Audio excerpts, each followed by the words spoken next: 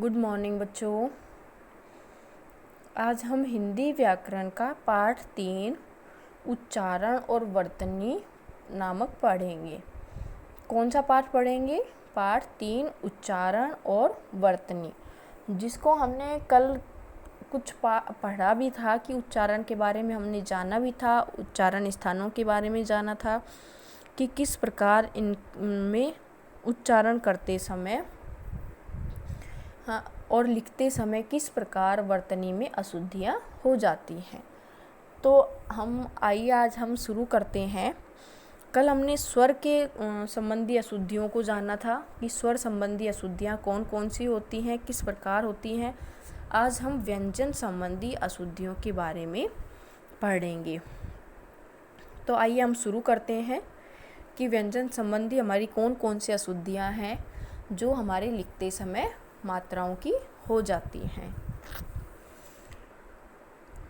वर्तनी में विकसित ड़ और ढ के अशुद्ध उच्चारण के कारण वर्तनी में अशुद्धियाँ पाई जाती हैं। जैसे सड़ना, सड़ना अशुद्ध है और सड़ना शुद्ध है। पेड़, पेड़। सीढ़ियाँ, सीढ़ियाँ। चढ़ना, चढ़ना। सड़क, सड़क। चिढ़ना, चिढ़ना।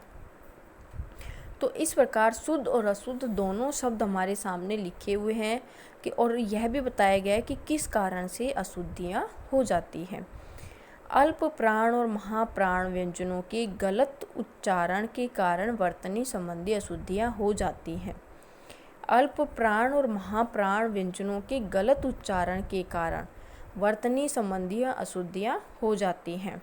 जैसे मक्खी, ये अशुद्ध है, और मक्खी, मैं आधा कै और खी, मक्खी, ये हमारा शुद्ध शब्द है। ठा और ठाठ। धंधा, धंधा। मठा, मठा। धोखा, धोखा। पौधा, पौधा। इस प्रकार कुछ शब्दों में इस प्रकार से अशुद्धियाँ हो जाती हैं। छह और छह छत्रे में अंतर भेद न कर पाने के कारण वर्तनी संबंधी अशुद्धियाँ पाई जाती हैं। जैसे छात्र, छात्र। क्षेत्र, क्षेत्र। क्षमा, क्षमा। लक्ष्मण, लक्ष्मण। लक्ष्मी, लक्ष्मी। भिक्षा, भिक्षा। तो ये छह छत्रीय और छह छाते में भेद उच्चारण करते समय भेद ना कर पाए, मतलब हम अंतर नहीं समझ पाते हैं कि कौन सा छह लिखना है, छह लिखना है, छह लिखना है। तो उसी प्रकार हमारे शब्दों में अशुद्धि का कारण बन जाते हैं। दो अक्षरों के मेल से बने वर्ण को संयुक्त वर्ण कहते हैं। दो अक्षरों के मेल से बने वर्णों को संयुक्त वर्ण कहते हैं। इसके अशुद्ध उच्चारण से होने वाली अशुद्धियाँ इस प्रकार हैं। जैसे उपरोक्त, उपयुक्त। उद्देश्य, उद्देश्य। अध्ययन, अध्ययन। व्यंग, व्यंग्य। जगन्नाथ, जगन्नाथ। उज्ज्वल, उज्ज्वल। इस प्रकार हमारे बताया गया है कि संयुक्त व्यंजनों वर्णों के कारण भी अशुद्धियाँ हो जाती हैं। अब है हमारा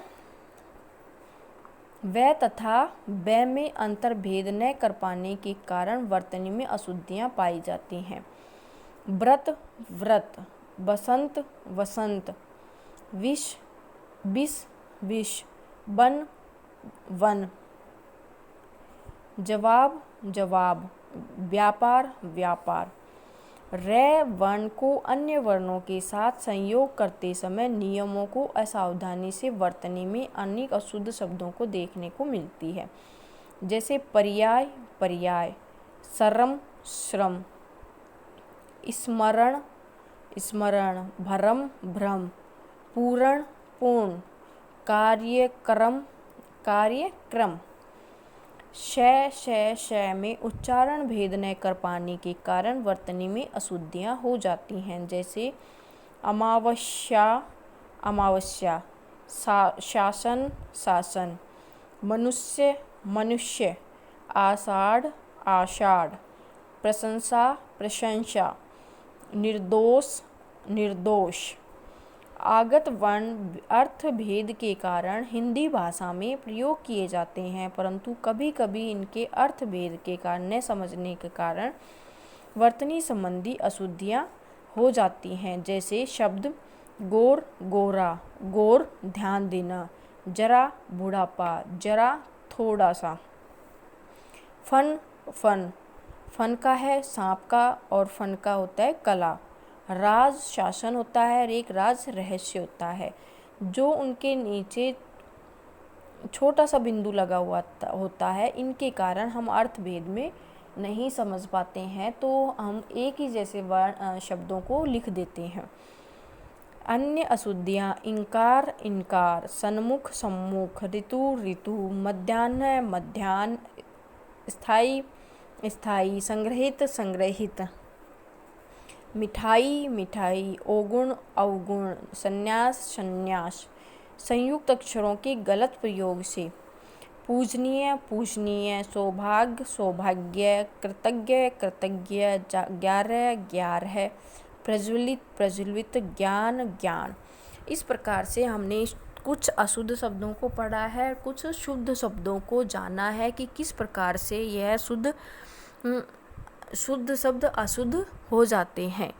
तो इसमें नीचे भी लिखा हुआ है कि भाषा का वर्ण जिस प्रकार बोला जाता है वही उच्चारण कहलाता है। भाषा का वर्ण जिस प्रकार बोला जाता है वही वर्ण कहलाता है।